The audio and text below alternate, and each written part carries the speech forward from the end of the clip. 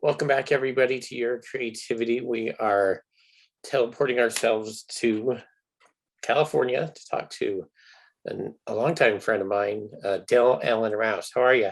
I'm really good. Nice to see you. Nice to see you too. I think this is like officially the first time us talking face to face. I know, it's not ridiculous. Yeah. Each other for years. Yeah, about a dozen years, I think. It was, Yeah. I think through Ollie, through... That's right, because we went through the same graphic design program. Yeah, at Eagle Gate College, which Right. doesn't do graphic design anymore. Oh. So, I don't know if our diplomas are still good. Oh, well. Oh, well. I'm making money off of it, so. Yeah, me too. But you are a multi-hyphenate creative. Go through some of the type of projects you've worked on. You worked with Celine Dion and on Broadway and stuff like that. Sure. I'll give you the Cliff Notes version. So Yeah. As a kid, I wasn't really into sports, but I was kind of overweight, and my parents were trying to get me to do something. So the agreement we struck was that I'd go to dance class. Okay. And so I started training when I was 10, and then I was accepted to the Royal Winnipeg Ballet School, which is a very prestigious ballet company and ballet school in Canada, where I kind of went through high school and graduated there. So I danced professionally with ballet companies for close to 18 years. I did a Broadway show. I was a backup dancer for Celine Dion for many years. But while I was doing that, because we would be on the road and be on tour all the time, just traveling from city to city to perform, I would, this is like aging me at this point, but this was because this was back before personal handheld computers and all that. So you needed something to do on the bus. Yeah. Right. As we were on tour. So I started hand sewing. My mom was a sewing teacher, and I felt comfortable with that. And, it was something to do. My friends were all having babies. So I thought, well, I'll just, put together some little fabric squares and make a little baby quilt for gifts. And so I started doing that. That's when that started. So, and then that kind of took off. And when I stopped performing, that was kind of my artistic and creative outlet. From there, I went to school for graphic design, in order to improve not only my job, which was at the time real estate and marketing, but also to improve just my color theory and my ability to actually make, beautiful work with my quilt design. So then that continued on, and then I started designing fabrics, and then I started designing quilt patterns, and then I started designing everything else in the industry, right? And so I did that for a while. I've kind of stopped and gotten away from that for a little bit. I just, it was just quite the right environment for this situation, which tends to be a little incongruous with the quilting world. So I have moved away from that, but in the meantime, I've written a couple of books which are going to be published. The first one's going to be published this year. I play piano. If there's something to design or along those lines, I'm all in. So that's kind of it in a nutshell. Well, I want to talk about the books first. From what I understand, they're semi-autobiographical. Correct. So they are based on actual events, but like nobody wants to hear my story. Like I wanted to do it in more of an interesting way where I didn't have to hold true to, like the laws of physics. Those blasted physics. I know, they get you every time. Because I wanted it to be more of a kind of a fantastical tale. I wanted it to be able to live in off-grid places, right? Because it is a book about evolution and spirituality. I like to think of it as a cross between the book Fight Club and Conversations with God. Quite a combo. So that's kind of where my story lives, because I've been through a lot of stuff. I've been through a lot of violent stuff. I've been through, and so I wanted that to be true and present and on the forefront, because if you're going to do a story about evolution, it's got to kind of start in the gutter, right? In order for it to have somewhere to go. So it's pretty gritty, it's pretty dense, it details a lot of stuff that I've survived in my life, and it's not always pretty. And it was also a way for me to, honestly, I started writing it a bit as a trauma journal to kind of just work through my own stuff. I didn't know I was going to make a book out of it, right? And so there's a lot of stuff in there, but it has a good outcome. It's quite the ride, the story. And Foreign to Me is the first one. Correct.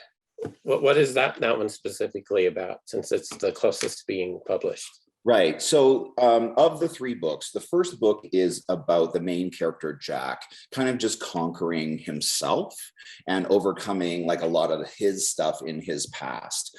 It was also a way for me to, so in 2014, I was diagnosed with a neurological movement disorder that's in the same family as MS and Parkinson's, but it's the one of the three that you've never heard of.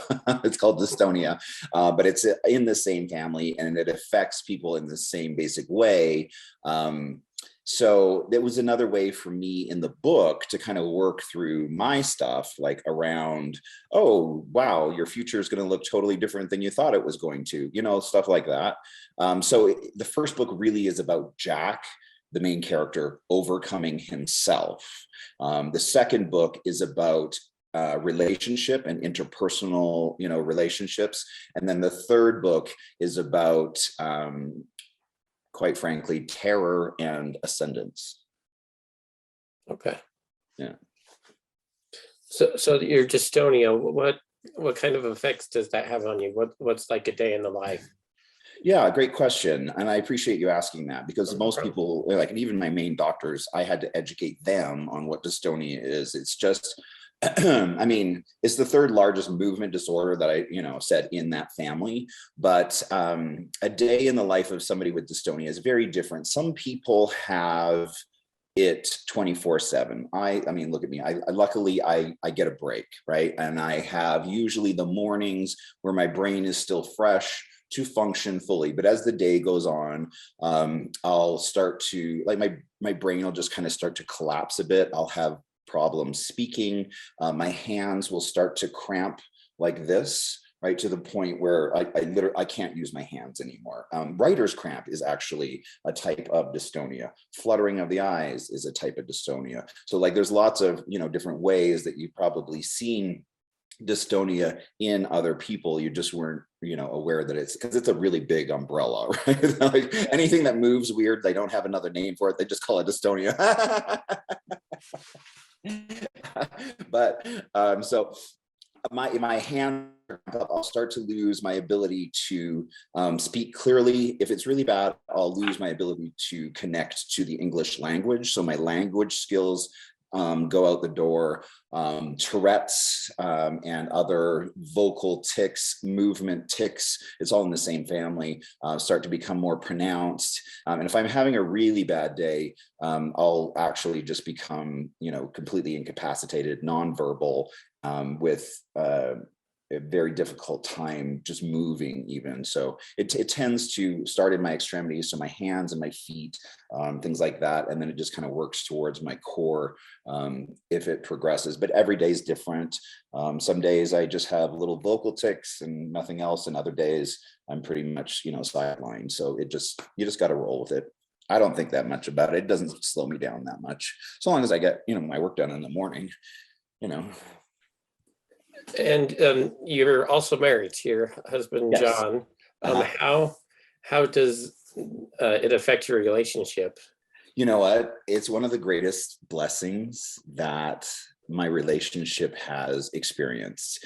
The closeness that we have as a couple, because like I'm dependent on him, like often. Yeah. And, you know, he's just a natural born, you know, caretaker. He thrives, you know, in that world. And so, you know, in a way, it's kind of given him some, like, oddly enough, like purpose in stepping up and being able to do that. And like I said, like, we're just so close because of it. Like there are times, it's hard to describe, especially like when my mind is fully collapsed and I'm kind of nonverbal and I'm not really, able to function. Like that man pulls up next to me and he just holds me and he just lets me know it's okay. And there is never any judgment from him. And he never treats me weird or different. He always maintains, seeing my humanity in every single moment, like even in really like tough human to human interactions where you're having to help someone go to the bathroom, like that level of care. And it's just the way that we've gone through that together as a couple. I mean, we're so much closer now. And it's like, because,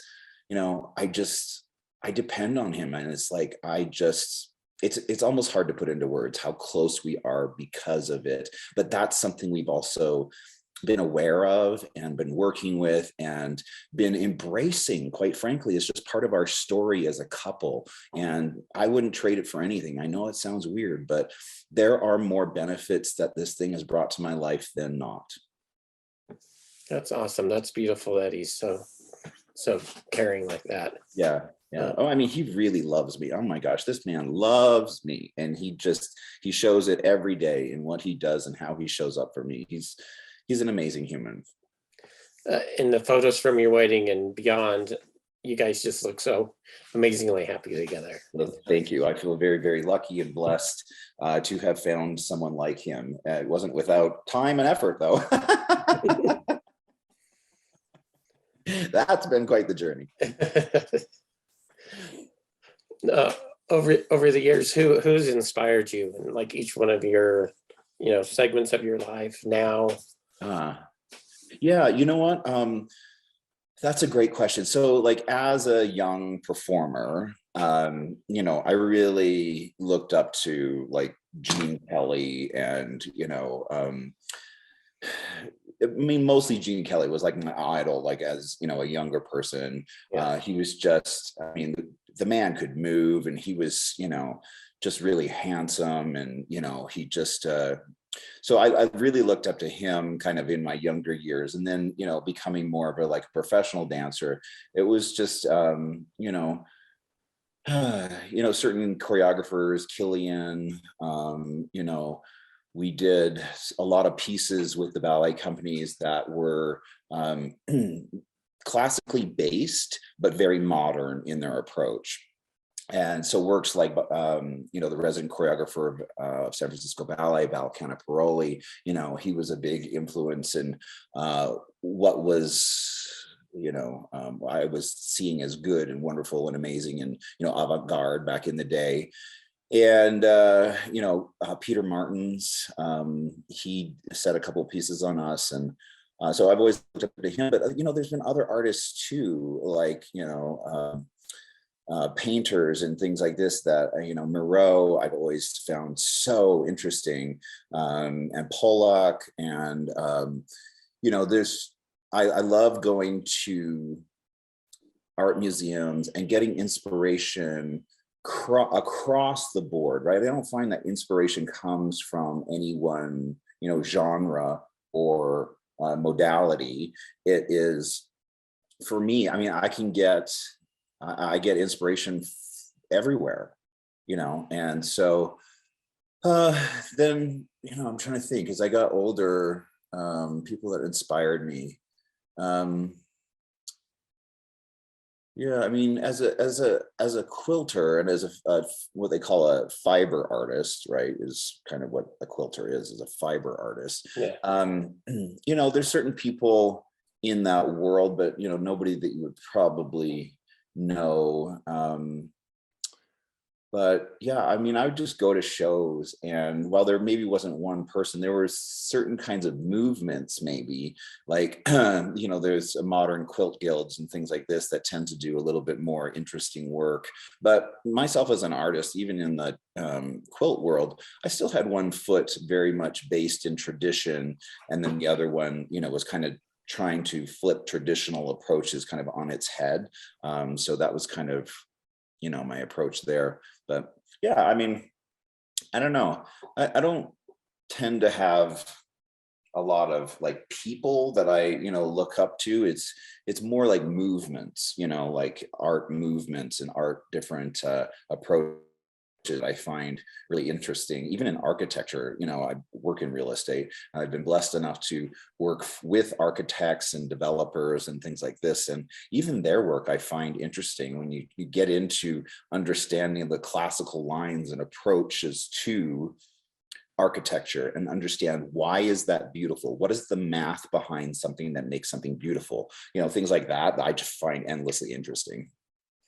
Back in October, I went to Italy and went through all the art museums Uh, and stuff.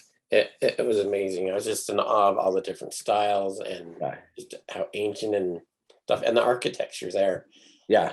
The Pantheon, it's just, so I know exactly where you're coming from with that. Uh-huh. When you're creating things, what type of situations are most creative? Yeah. You know what? For me, it's a mindset. Like I can kind of open up the feelers of my brain, right? When I'm looking for creativity and inspiration, I generally will, chase something that I find new and interesting. A really great approach is just for me going to a bookstore. Oh my gosh, and just wandering the aisles and just finding new topics and subjects that, I find interesting, or things that people are talking about that I didn't know, or podcasts like this. I'm constantly on the search for interesting things to challenge myself with, and so I find inspiration. And I did a lot of, so I do a lot of YouTube videos, both for the quilting is on YouTube, called Quilting Cowboy on YouTube. But then my, more shamanic work, I do under my own name, Dale Allen-Rowse, which is kind of a spiritual approach to, because as a shamanic practitioner, I leverage everything that is, right? And living in the middle of the woods where I do, nature is very much my, religion and spiritual practice, if you will. And so, I even leverage that for inspiration. I mean, I have a hard time not finding inspiration. No, I hear you. I'm always on the lookout, TED Talks and anything like that. You mentioned your shamanic practice. Tell us more about that. What the inspiration for the channel and what they can expect from videos there. Okay, excellent. So I grew up with a First Nations uncle and two cousins that were also First Nations and lived on a reservation in British Columbia where we lived, but they were several hours away. But I'd get to, meet with them every once in a while, and they were part of the family. And I was always super fascinated by their approach to spirituality, because I was being raised in a very strict Baptist home. Like we couldn't watch, TV unless it was, Christian something. We couldn't listen to secular music. Like that was all off. So I was curious and have always been curious about the spiritual practices of the First Nations tribes. And then when I started to write my book last year, I discovered that I wasn't just writing them, but I was also channeling them in a way, because the information was so coming from beyond me onto the page. Like I was learning about shamanism by what was coming through me. And I didn't understand why it kept looping me back to that. There were also several instances where it would kind of tell me to write something, and I'd write it and it would make no sense at all. And then 3 or 4 chapters later, it would loop itself back up. And I was just my mind would be blown. I'm like, is anybody watching? Am I? It's kind of one of those moments. So anyhow, I wrote these 3 books basically that leveraged very powerfully the work of shamanic practice, right?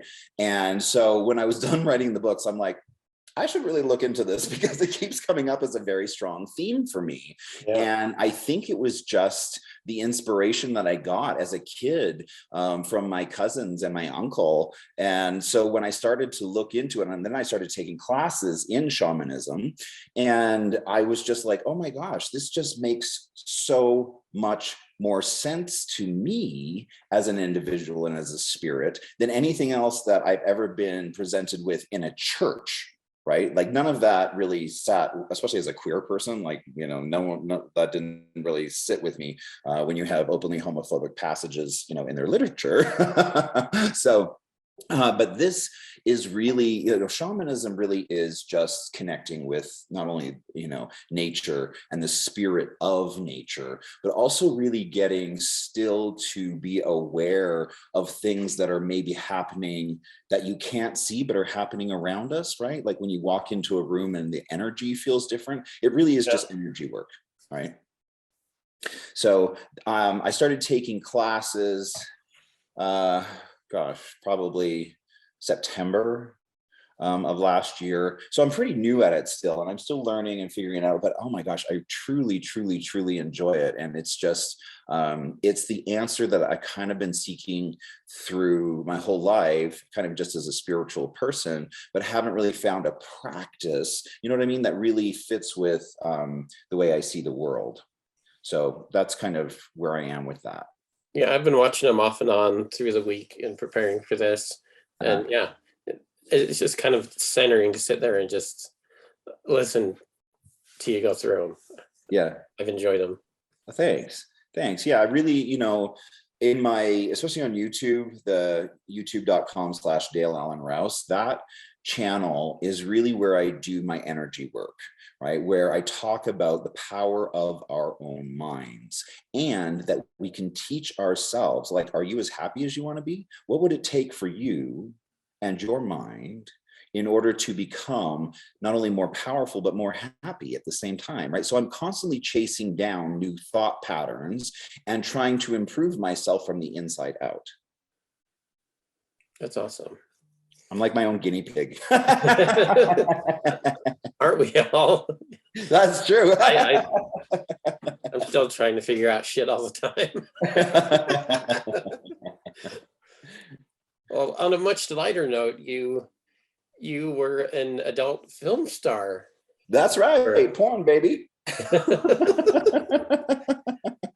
did that come about? What was that experience like? Yeah, it was awesome. I mean, because so having been in the theater world my whole life, like as a performer, like it's not that different for me to go from doing, you know, a Broadway show or a ballet to doing porn. Like for a lot of people, that would be like really a big jump. But I'm very used to just, you know, performing and being on stage and, you know, having cameras and everything else like that. So anyhow, I was done like with my performing career and I knew I'm like, okay, I'm not going back to Broadway. I'm not going back to ballet companies. Because let me tell you, both of those environments are fairly unhealthy, not awesome, you know, and I left. So my last performing gig was with Celine in Vegas as one of her backup dancers. And even that environment was just, I left thinking, well, I'm glad I did it, but glad I'm not doing it anymore, right? Like it just, there was a cost to your personal soul when you go into a work environment and they're addressing you as children and you're 35 years old. Like, you know, like there's just an unhealthy disconnect in that way to the point where I couldn't kind of hang with them anymore. I'm like, okay, I think I'm done here because I'm no longer willing to be treated like a child. So when I was done with that, I'm like, so what? I got done with that. And then I got kind of picked up as a model. Like I kind of launched this modeling career at 40 years old, which is like insane. You know, that's what happened. And so when I quit performing, in order to, you know, kind of be artistically satisfied and going on, I was getting the attention of a lot of photographers that wanted to work with me. I'm like, okay, this is fun, you know, and so I'd go and, you know, work with them. And one thing led to another. And the next thing you know, I'm like flying all over the country and doing all these photo shoots and things like this, to the point where I was getting the attention of porn companies. So they approached me and they were like, would you be interested in doing this? I'm like, I don't know, would I? I mean, the job description sounds nice. Yeah. Right. And so I had to really think about it, if that's something I wanted to do. And you know what? I mean, when I got really honest about it, and this is something I talk a lot about on my YouTube channel, is allowing ourselves to want what we want. And I was very much working through that idea of liberating myself and allowing myself and giving myself permission to want what I want. And I finally came to, I was like, I mean, yeah, let's go. Let's do this thing, because I really wanted to, always wanted to do it. But I was just too, worried about how's that going to affect my future? What are people going to think about me? But I was just like, you know what? I got nothing to lose. There's like, I don't see how this is going to, negatively affect my future if I'm just doing real estate. I mean, who cares? I mean, especially here in Palm Springs, every other realtor, has a career in porn in their past. So, nothing different there. And I was like, oh yeah, let's just go for it. Let's have fun. And you know what? It was a far healthier and more uplifting environment than any other performing experience I'd ever had up to that point. These people brought me in, they lifted me up, they made me feel good about myself. They did everything that they could to ensure that I was comfortable and feeling good and feeling sexy. And like, they really, like, just as a spirit, they really lifted me up. And that was like really kind of new for me in the performing world. So, I did a bunch of films, and that was fun. But then I met my husband, and he was like, I'm not sure like how comfortable I am with you continuing on in this career. And I was like, yeah, okay, like I did it, whatever. It's, so that's how that happened. Well, how fun. Yeah, it really was. And you know what? Like, I give myself kudos for having the courage to go and do that, because trust me, it takes courage. It takes courage. And at the end of the day, like when I'm on my deathbed and breathing my last breath, I will always be proud of myself for doing that, because like I wanted to do it and I just went and did it. And, it's like, I don't have any weirdness about it. Like genuinely, it was fun, and genuinely, it was hot.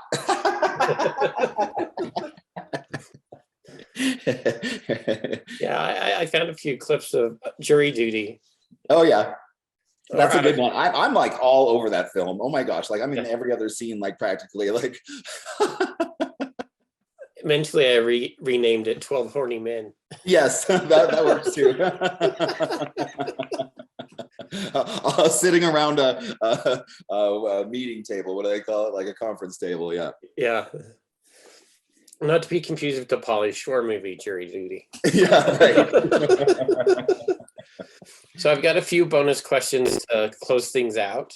Sure. So the first one is, what does creativity mean to you? Oh, awesome. Oh, what a great question. Oh my gosh, that is lovely. So creativity for me is an energy that I carry within me, that is expansive, that is loving, that is, ever growing, that is continuing to learning, right? It's the opposite of constriction and closed-mindedness. It is the expansion of your personal evolution as a spirit. It is your, growth and development. It is the learning. It is the ever more, adding to the, wonder of how you understand the world and the universe, and then allowing that to come through you as an expression, and being what they call in shamanism, the hollow bone, right? The vessel, the the conduit to which we bring information and inspiration from beyond into the physical world. Nice. Yeah, I can't top that. That's one of my favorite answers to it. Next one is, who's your favorite Muppet and why? Oh, that's a great question. Who's my favorite Muppet? It's Sesame Street, Fraggle Rock, anything Jim Henson puppet related. I would have to say there was that little Muppet called Scotty. Do you remember him? He was kind of nerdy Scooter? and had glasses. Or was it Scooter? Scooter, that's it. Yeah, Scooter. I'm gonna go with Scooter. That's a good one. Mine is Gonzo. Uh-huh. And then in the movie of your life, who would you like to play you? Oh, Matt Damon. I can see that. Yeah, totally. Well, that's all I have. Unless you have anything else you want to add to the conversation. No, that's great. I, really appreciate that. I've been meaning to connect back in with my Utah people, and I have there's some spiritual retreats that are going on up there that I want to connect with. So I'm trying to get back into Utah and visit people. But just if you're at all interested in coming on any of the spiritual retreats, just go to my Facebook page, Dale Allen-Rowse. And all the information gets posted there. Awesome. Well, thank you. Thank you for your time, and have an amazing day. Thank you. You too. Thanks. Bye. Bye.